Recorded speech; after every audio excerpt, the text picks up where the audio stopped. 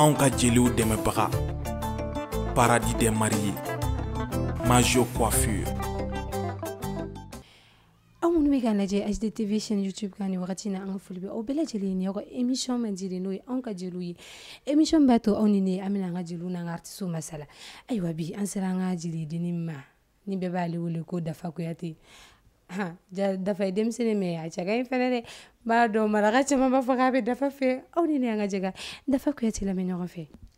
Dafa Kuyate i ni so i ni so Sirife ko bɛ cogo di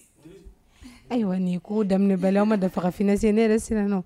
Dafa Kuyate HDTV sera i ma bi k'i masala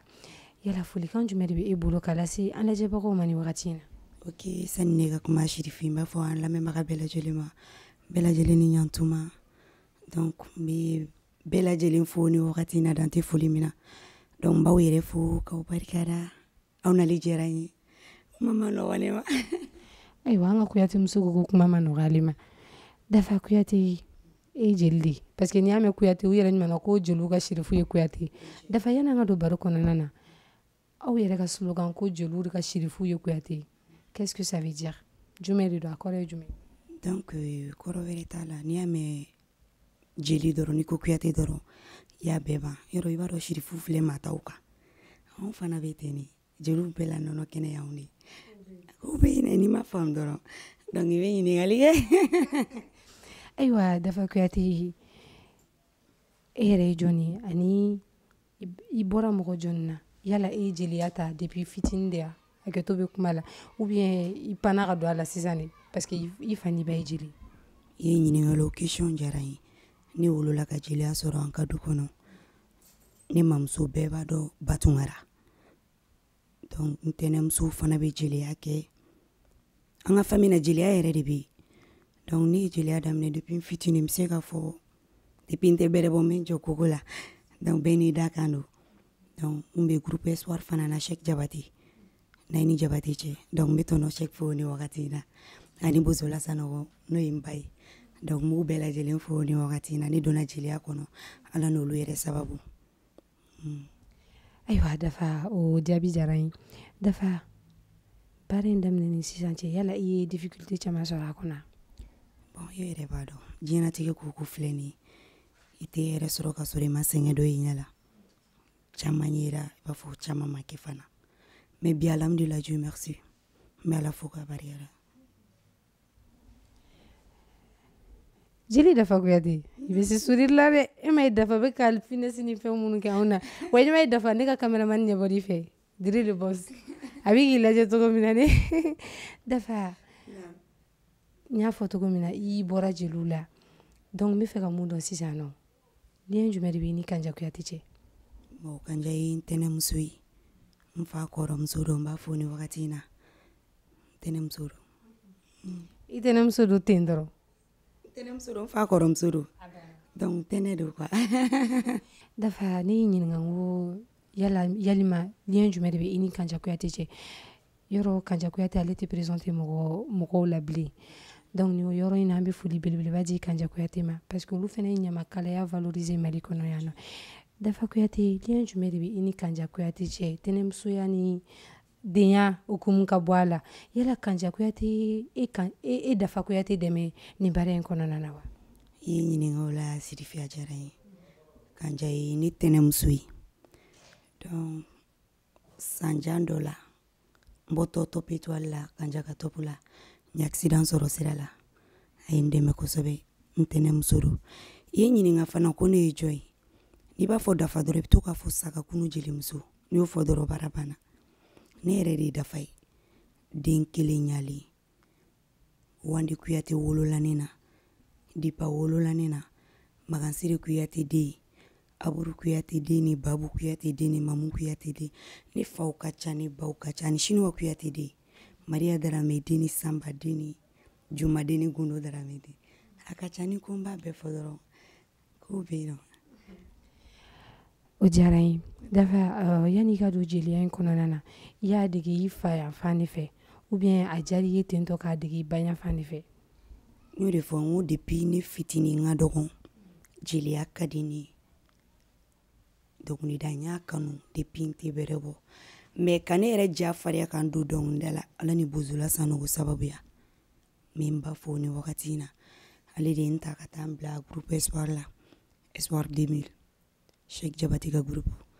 donc n ye dɔnkilida da mais dafa yɛrɛ ka dɔn a ka dɔn ka fɔ ne ye dafa o kɛra Tunkaguna de oui Tunkaguna. I bɛ se ka mun de fɔ an ye dafa yɛrɛ bɛ se a fɔ cogo la cogo min na Tunkaguna voilà donc n bɛ se ka min fɔ Tunkaguna la a kɛra n ma fɛn caman ye n ye fɛn caman sɔrɔ a kɔnɔ alhamdulilayi n ye kɔntaraw sɔrɔ ka taa Pointe Noire Brazza donc alhamdulilayi Dieu merci a ye nafa caman se n ma. dafa wa dafa kuma ka gɛlɛn dafa ma dɛ dafa bɛ ka Allahu Akbar o tuma bi an ka émission in de ka di Dafa Kuyate yala i bɛ se ka anw hakili lajigin Bozola Sanogo ka dɔnkili fitinin na parce que i ka kuma kɔnɔna na i y'a yira n na k'a fɔ ko Bozola i dɛmɛ kosɛbɛ yɔrɔ ni mɔgɔ min y'i dɛmɛ kɔni i kan ka se o ka dɔnkili la fitinin dɔrɔn.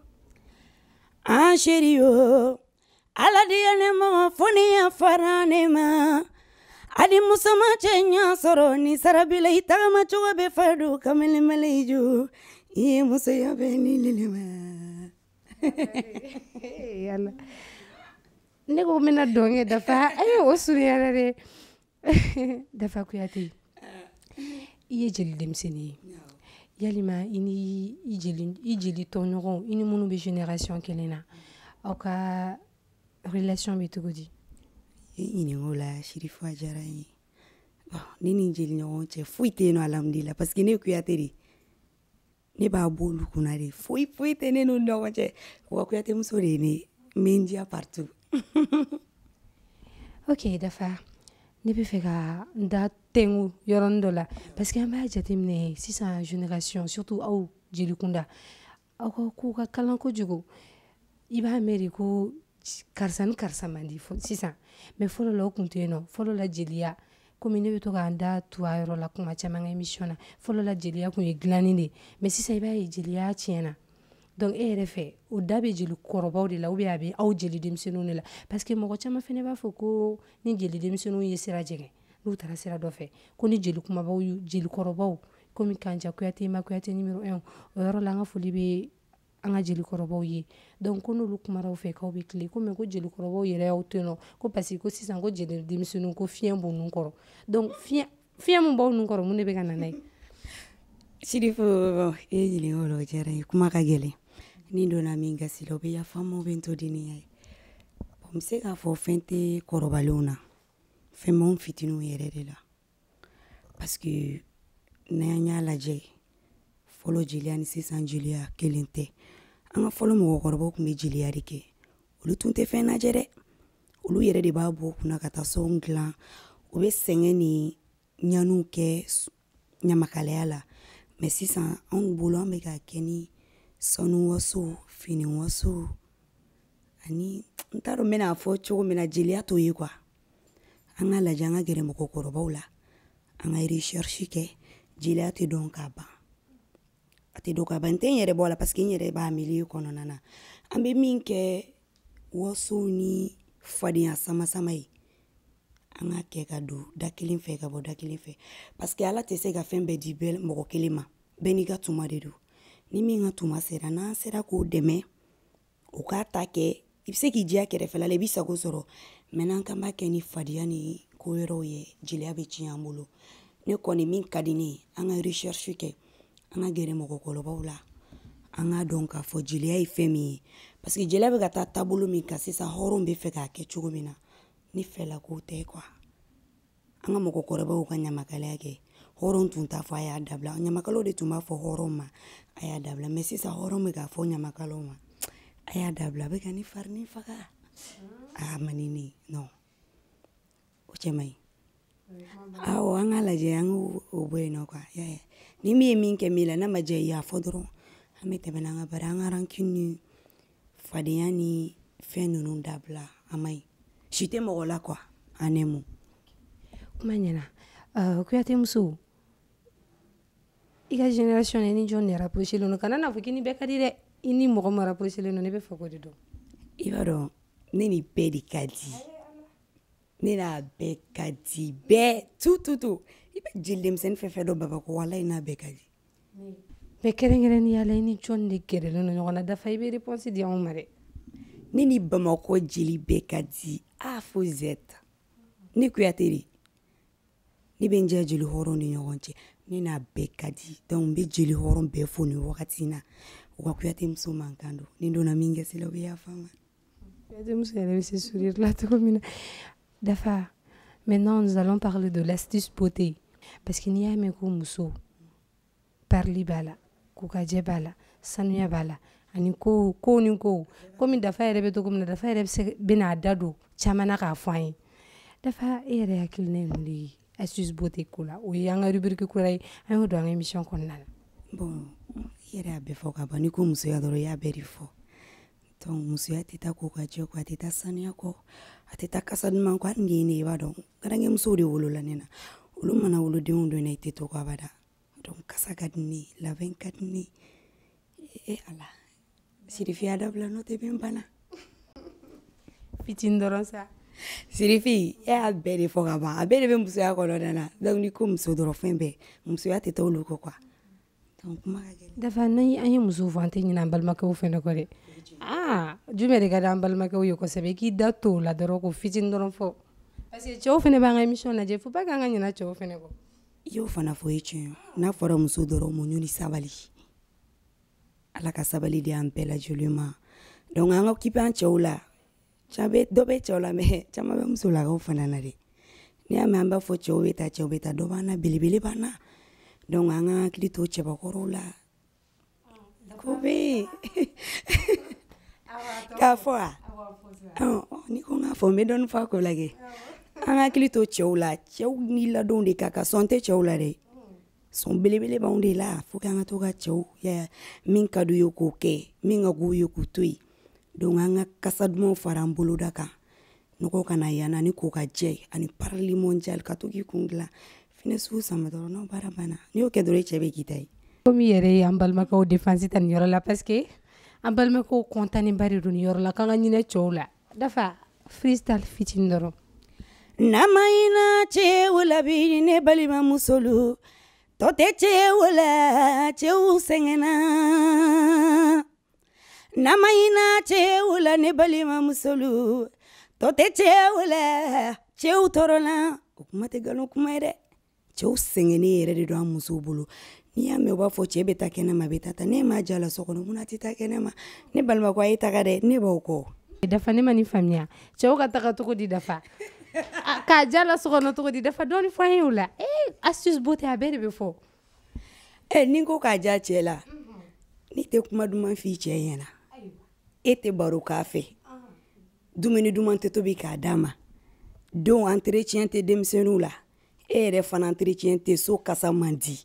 ni cɛ ko kelen ko 10 denw bɛ barika min b'a nɛgɛn kɛnɛma a bɛ taa yen c'est comme ça i b'a dɔn Dafa cɛ dɔw fɛnɛ bɛ yen hali n'i y'olu bɛɛ kɛ ne yɛrɛ ne ka vanji ne bɛ dumuni duman tobi ka d'a ma ne b'a nɛgɛn n ka cameraman don ne b'o bɛɛ kɛ mais o bɛɛ la a bɛ taa ne ye muso dɔ ye ne yɛrɛ ɲɛna a b'a fɔ k'a b'o fɛ Sirifi cɛ mana kɛ cogo cogo musobakɔrɔ tɛ se ka dɛsɛ cɛbakɔrɔ fo n'i banna n'i y'a nɛgɛn bɛ se diɲɛ fɛn bɛɛ la mais n'e banna nɛgɛnɛgɛli ma k'i b'i ta kɛ fo jagoya tɛ cɛw sanni a ye taa an b'aw kɔ an ka taa ayiwa aw yɛrɛ Dafa Kuyate ka nin ko in kuma in mɛn musow k'aw cɛw nɛgɛn parce que nin kun ye an ka rubrique beauté an y'o insérer an ka émission na pour que k'a yira musolakaw la ko n'i y'a mɛn ko musoya tɛ taa kokajɛ kɔ a tɛ taa parili kɔ ayiwa a tɛ taa cɛ nɛgɛn fɛnɛ kɔ parce que n'i y'a mɛn ko muso cɛw de don dɛ Dafa an yɛrɛ ɲinɛna o le 14 kɛ Saint Valentin bɛ yen nɔ cɛw fɛnɛ ka musow plaquer dabila muso bɛ minnu bolo bɛɛ n'i ta ka to so kɔnɔna la cɛw fana bɛ musow plaquer a sɔrɔla musow yɛrɛ de la n y'o de fɔ toujours an k'u nɛgɛn dɔrɔn cɛ ye nɛgɛn fɛn de o cɛ tɛ se ka karaba ne ka yan dege nɛgɛn na ne taara su in na ne bɛ vanji nɛgɛn n'i ye van nɛgɛn van ye cɛ min muso a bɛ muso valeur dɔn cɛ bɛɛ bɛ muso valeur dɔn fo ni muso min banna ni cɛ ko min ka d'a ye dɔrɔn to ka ayo ne ko kulgoro parce que généralement kaysien nous ne be se chenye gana. OK, merci beaucoup Dafa. OK, Dafa Kouyaté. Dafa Kouyaté, fen jumeri mandini kuyi. Ani fen jumeri kadi ni fen belajeli. Fen min kadi ni cien fe belajeli o barka nyini ni. Nini mogo ni fiendro ko barka bila akadi ni toro. Donc barka di kadi ni cien fen belajeli. Ni yoro la mbi barka belajeli asunya mi jabati. Kumaba uka kumaba. Donc mama no wana. Dafa Kouyaté, madame la ne nyini ngo iga génération na ini jeli jumeri kadi. C'est-à-dire ini bebe se gaja mais ba soro jeli dobe ino gerelu no nyokona. Ne ka question ni jabi sisan a yira ka fɔ ko ini jeli asunya mi jabate ki bo fo. Ça veut dire que ini asuri gerelu no nyokona. Donc folie parce que déjà i asuri ta jeli ou betela. Ça veut dire que asuri fait bleu ba ke donc il y a les psychiatres datu yoroni fitina dron ko fo oni ala jeba woywa sirifi me asufo ni komba afu dante foli mina ka jabati mati ni jugu do fo ko blinki soro ni bora saya ani baloje ni jilim asunya mi o ma bode ka docteur ta ka déplacer kana ni la jesuya wari bena mi majilim soya sara donc tesega ke asuma fisiri wali mbafo dante foli mina bi asufo wakasigi ka fo ka jabati kala jula ya yo asu ye fama jelie surugu kulela jelimina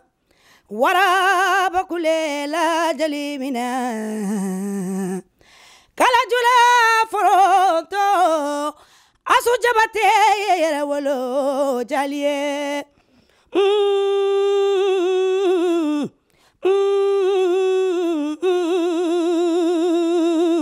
mbejililema sanu suma jali aye jali wele ko mani bela Aminata jabate deni kumba kobe mogo la kote alala mekanu barikada nebe jigi barikada jigi kafusani fay akana digi jali musolule barikati asuye jabatela comme ça ngui foni yorola. Merci beaucoup. Dafa ni ngote fin jumeri fe oui pour critiari kayele ne fe ga sorite ne fe o manini la shirifi dafa dunde ka chamba makoyano u kala joga dabla wasabali shite mo wala blin kwa mo shiti sadondo ala bolo ibe sabi ibe sashini na fatala nite mo fe dora ira la itafe me kayela fe na ya koshi murubi bolo ka turala ku bye kumbu foni wakati na karnu tamfe kambu fe ku bisu bari laba kala ka here kanu ya o ala kanu son walai ku beire ar ni tene fe wala ni bi fe ala ka ila fi adoro donc dafa yala ifurlunu wa sune fuleno oui dafa yala ibi chebara non ni banga su dafa be ka finesi min chela do mo est-ce que dafa doni fo yi ga papa chéri ga be to kon jumeri fo ama parce que tanti fati ko kali ba wuli ata wuli ko dadi era be to kon jumeri fo ama ga surnom spécial ne bebe fama ni ba fadoro la gari parce que la gari de do jumeri kadi la gari na jumeri kadi ya la kosi la gari jogori kadne comme au do don fay bon mais la gari jani la gari kangelen tigi bon horono quoi yalma dum bi bulu wa dafa tente bolo dafa be jeunesse yala folo kad la gari kungolo nyagami dafa on la gari ko ti ko na re kana na on kungolo nyagami ere mu fone ku ka ndege ka kuma kan duma nu fay ka dumuni dumon kai ni do ke ne ka vanjila ko ate ko ti kwala vanbe chokomina jakari vani abedo ake jogola la me do itasafa Non, comment va? SD TV lajɛbagaw émission ma daminɛ yɛrɛ fɔlɔ parce que k'a yira la k'a fɔ ko ani an ka jeliw non seulement an bɛ masala mais an bɛ to ka ninnu fɛnɛ kɛ bon bi ta kun bɛ cɛw la an ye cɛw valoriser ayiwa cɛw kuma caman fɔra dɛ ko aw mana nɛgɛ k'aw bɛ to yɔrɔ kelen minnu yɛrɛ tɛ to yɔrɔ kelen yɛrɛ n'u nɛgɛna an b'u deli k'u fɛnɛ ka to yɔrɔ kelen pour que diyaɲɛ tɔw fɛnɛ bɛ sinsin kosɛbɛ Dafa Saint-Valentin na i ni ka chérie bɛ yɔrɔ jumɛn fɔlɔ Ne ni ka chérie an kɔni an b'a ɲɛfɛ kɛ n'Ala y'an bila yɔrɔ min na ka taa yen nɔ an t'o ko to ɲamɛ siraba bolo sa ne ka kuyate muso parce que n bɛn'o de fɔ ko n ka kuyate muso a ka to k'an dege cɛ nɛgɛ na parce que n'i y'a mɛn muso cɛw don dɛ o tɛ tiɲɛ ye wallahi barika bɛ kuma in na dɛ an ka to k'an ka papa chériw nɛgɛ k'u diyaɲɛ kow k'u ye ayiwa hali ni mun tɛ sigi so kɔnɔ an b'u deli yɛrɛ o fɛnɛ ka sigi parce que cɛ dɔw bɛ dafa n'i y'i b'u nɛgɛ u bɛ sigi dɛ cɛ dɔw bɛ wulukolo de b'olu sen na olu bɛ yaala de 24 heures sur 24 olu tɛ yen so kɔnɔ nɛgɛni bɛ kɛ cogo di n'i tɛ yen so kɔnɔna na ni fana timina ma diya i tɛ se o la dɛ f'i k'i timinandiya de i ka nɛgɛnɛgɛni fara i bolo kan ni ne denmuso bɛ na a sera ka da fila o teli ma b'a nɛgɛ ko bɛ yen dɛ ok Dafa Kuyate yalima i kelen bɛ ka événement dɔw bolo da wa concert ou bien fɛn wɛrɛ bon n bɛ son labɛn na pour le moment a ye n dɛmɛ ni dɔw ye mais ma jigin i kɔnɔ ka concert dɔ bolo da bon a bɛ yen nɔ pour le moment mais ma don fɔ fɔlɔ a kɔni ko bɛ sen na o ko bɛ ka da f'i ka bolo kan ne tɔgɔ Mohamed Fofana mais mɔgɔ bɛ dɔn colonel Kadafine la ok Mohamed Fofana e bɛ se ka mun de fɔ an ye Dafa Kuyate ka hadamadenya taabolo la bon n'i ko ko ka dɔ fɔ Dafa ka hadamadenya taabolo kan Dafa ye mɔgɔ min a ka hadamadenya tɛ se ka fɔ ka s'a dan na sabula ka d'a kan i bɛ fɛn o fɛn ɲini artiste la a bɛɛ bɛ Dafa la diɲɛlatigɛ la mɔgɔninfin yɛrɛ tamasire ye fɛn fɔlɔ min ye o ye mɔgɔ bonya ye adamaden n'i kɛra mɔgɔ bonyana k'i kɛ mɔgɔ lamaralen ka ban donc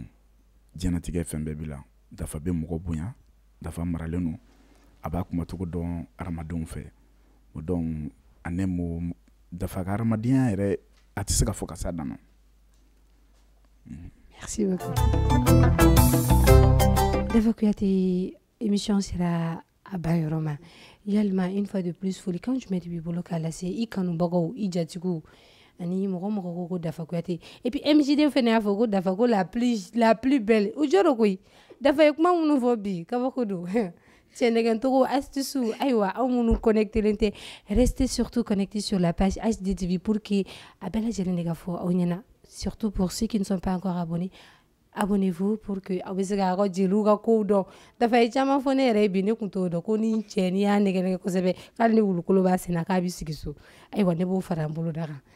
Kuyate muso folikan laban jumɛn de b'i bolo k'a lase i kanubagaw ni jatigiw ma ani HDTV yɛrɛ foliba laban min bɛ ne bolo n bɛ n kanubaga bɛɛ lajɛlen fo sani ka se n kanubagaw ma HDTV mɔgɔw n bɛ aw fo dan tɛ foli min na aw ni baara aw ni cɛsiri aw ni timinandiya jeliw dɛmɛbaga ka ca mɛ bɛɛ tɛ se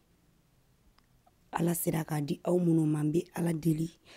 k'a kira deli aw bɛ min ɲini Ala fɛ ne t'a dɔn dɛ Ala k'aw bɛɛ sago da aw ma Ala ka minɛnkow bɛɛ lajɛlen nɔgɔya aw k'a bila kɔrɔ ye aw kana bila bana ye Ala ka bɛɛ sago d'i ma Ala ka muso tɛ minnu bolo Ala ka muso ɲuman d'olu ma cɛ fana tɛ aw minnu bolo donc Ala k'aw bɛɛ sɔn furukɛ ɲuman na ani den barika ma ka muɲu ni sabali d'an bɛɛ lajɛlen ma donc n bɛ n jatigiw fo Kɔkan ni Bamakɔ yan jatigi mana kɛ fan fɛn la bɛɛ lajɛlen donc n bɛ bɛɛ lajɛlen fo kuma ma nɔgɔn ne ma n bɛ Atumata Kamara fo n jatigi muso don Madame Kamara Dubaï Jula ni Chine Jula ani Inde Jula n ka foli belebeleba b'a ye n bɛ Batoma Kulibali fo Madame Papa Jabate fo Faransi n b'a fo ni wagati in na n bɛ barika bila Mulayi Kulibali ne yɛrɛ ka PDG ne ka dugukolotigi Alima Jalo cɛ denmisɛnnin mankanba n mi foli bila ye ni wagati in fana na ma ɲinɛ dɔgɔnɔkɛ fama ko Mamadi Adolo PDG ne yɛrɛ ka dugukolotigi n b'a fo n bɛ Binta Fɛsi fo Binta Kulibali ma ɲinɛ n jatigimuso kɔ n'o ye La Kampo ye dɔgɔnɔmuso fama dɔgɔnɔmuso ladege bali président filɛ n kunna n b'a barika da ye da min ma kɔrɔlen dɔ kɔrɔkɛ kun tɛ n bɛ jatigi bɛɛ lajɛlen fo ma ɲinɛ Nɛnɛ Kante kɔ Madame Konate Simboba ne yɛrɛ ka ba Binani tigi ne yɛrɛ jatigimuso denmisɛnnin mankanba denmisɛnnin fitini a ma dɔn ye dɔ ma ye Rosi Kulibali a ka mariage bɛna kɛ sansan ni Ala ye le 23 yira na ne de bɛna mariage sumu kɛ a tɛ kɛ basi ye k'a n'an bɛ dɛsɛ donc n bɛ foli bila ye denmuso fana fɔ n'o ye Ɲame Sirabaya ye Ɲame Dukara ne yɛrɛ de ani Mulayi Hayidara Sherifu ka di ne yɛrɛ an yɛrɛ ka karamɔgɔ kɔ di donc n b'a fo ni wagati in na n bɛ jatigi bɛɛ lajɛlen fo n da sera min ma n da ma se min ma ani Hatumata donc n bɛ bɛɛ lajɛlen fo ani Adama Dukure n bɛ bɛɛ fo quoi. Ok, maintenant an mago bɛ acapella de la Dafa e yɛrɛ ko Kuyate parce que u yɛrɛ kumana ko jeli ma kuma Kuyate bɔ ne bɛ fɛ i ka jeliya ye ɲanama de Dafa fo ne ni n ka cameraman ka dɛsɛ k'a ta so ne bɛ mago b'o de la ɲanama dɛ donc n bɛna micro d'i ma i seko n'i damayira i k'o kɛ ko an lajɛbagaw ye baraya luma denmusoni korilen ɲɔ fɛn tɛ minnu fɛ olu bɛ tɔɔrɔ jɔn ne bi jɔ jatigi jɔ yɔrɔ la ni karati ko juru naani balaba naani julaye namukɔrɔ jiliya la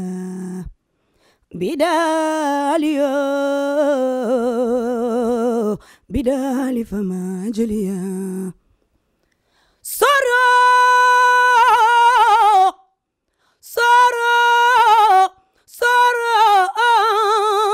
jeliyale jeliya koni mbembachi mabusa jeliyala jidemi jali kunda fune kunda ni garange kunda ni saga kunda alube bonya be jeliyala saga kunu jeli musole jeli Dafa makulum folo Maman Kuyate dedi sirani wili la danyala beni danyala bolo magan chire de Dafa wili la aburu Kuyate la Dafa le wili la Juma dara me la Dafa gundo dara me la Dafa sama dara me la Dafa le makono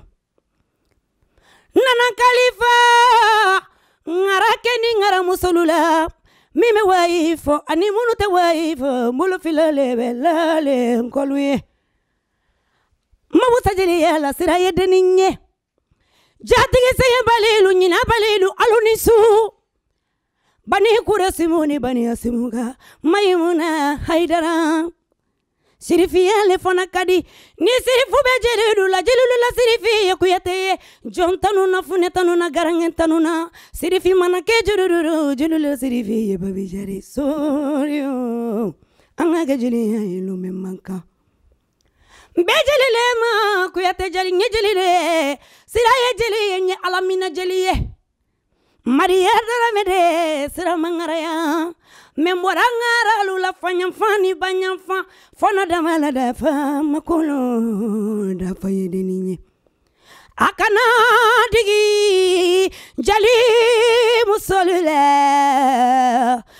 musolule barikati siraye akana digi nyona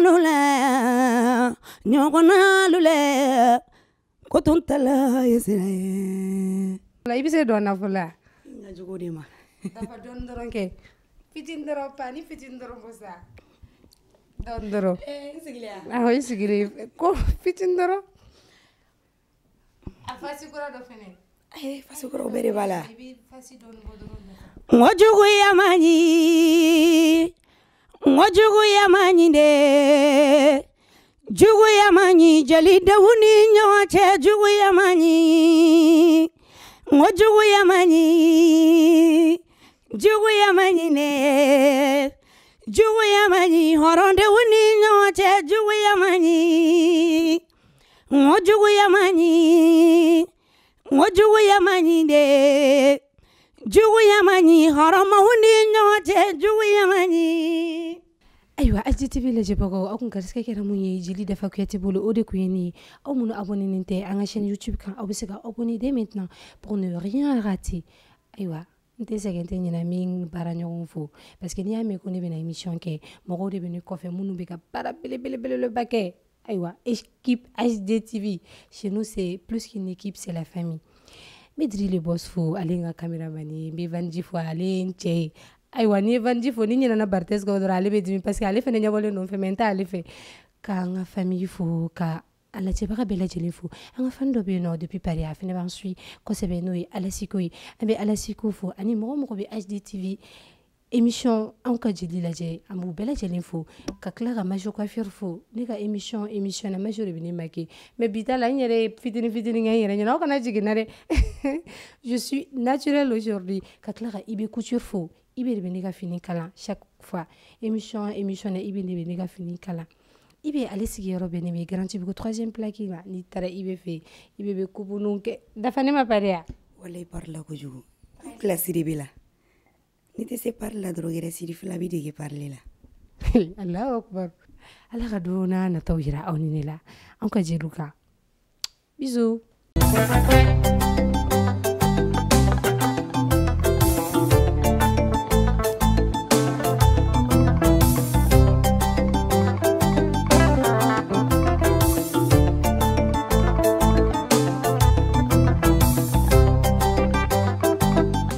Anw ka jeliw dɛmɛbaga Paradis des mariés Major Coiffure